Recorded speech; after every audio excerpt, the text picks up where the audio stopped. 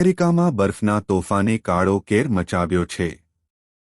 દક્ષિણ અને પશ્ચિમ મધ્ય વિસ્તારમાં શિયાળુ તોફાનને કારણે સંખ્યાબંધ ફ્લાઇટો રદ કરવાની ફરજ પડી હતી તો મોટી સંખ્યામાં ફ્લાઇટોની ઉડાનમાં વિલંબ સર્જાયો હતો જેના કારણે સેંકડો મુસાફરો એરપોર્ટ પર રઝળી પડ્યા હતા.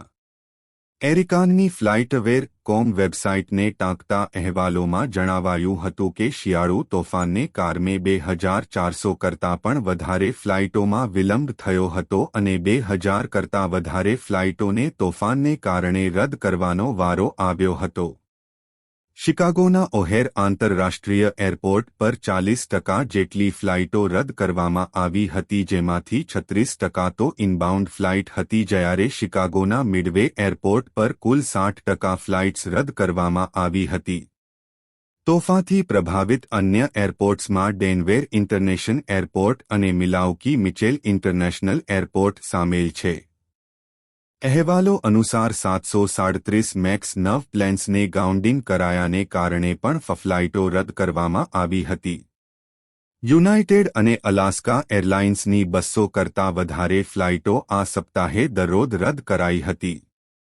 મોટા ભાગની ફ્લાઇટો શિયાળુ તોફાનને કારણે રદ કરવામાં આવી હતી. અમેરિકાના દક્ષિણ પશ્ચિમના વિસ્તારો જ્યાં 737 મેક્સ 9 વિમાનોનું સંચાલન નથી થતું ત્યાં પણ લગભગ તમામ એરલાઇન્સની 400 જેટલી ફ્લાઇટ્સ રદ કરવામાં આવી હતી. તોફાનને કારણે ક્ષેત્રમાં વીજળીનો પુરવઠો પણ પ્રભાવિત થયો છે. અનેક વિસ્તારોમાં વીજળીનો સપ્લાય અવરોધાયો છે. તોફાનને કારણે ભારે પવન ફૂંકાવાની સાથે જ ભારે વરસાદ પડ્યો હતો. દક્ષિણના વિસ્તારમાં ભારે વરસાદ પડ્યો હતો જ્યારે મધ્ય પશ્ચિમ ક્ષેત્રમાં પરિસ્થિતિ કફોડી છે. અહીં પણ ભારે પવન ફૂંકાવાની આગાહી અપાઈ છે. 15 લાખ જેટલા લોકો પર ભારે પવનનું સંકટ તોળાયેલું છે. ગ્રેટ લેક્સ અને દક્ષિણ અમેરિકાના 2.5 લાખ જેટલા ઘર હાલ વીજળી વિહોણા છે. ઇલિનોઇસમાં સૌથી વધારે અસર થઈ છે, જ્યાં 97,000 કરતાં વધારે ઘરોમાં અંધારપટ છે. અરાકાન્સમાં 74 માઇલ પ્રતિ કલાકની ઝડપે પવન ફૂંકાયો હતો. વાવાઝોડું હાલ દક્ષિણ અમેરિકા તરફ આગળ વધી રહ્યું છે. માઇનેમાં 19મી સદીમાં નિર્મિત પેમાક્વિડ પોઇન્ટ લાઇટહાઉસ પાર્ક બેલહાઉસને નુકસાન થયું છે. શહેર પર વધુ એક વાવાઝોડાનો ખતરો તોળાઈ રહ્યો છે.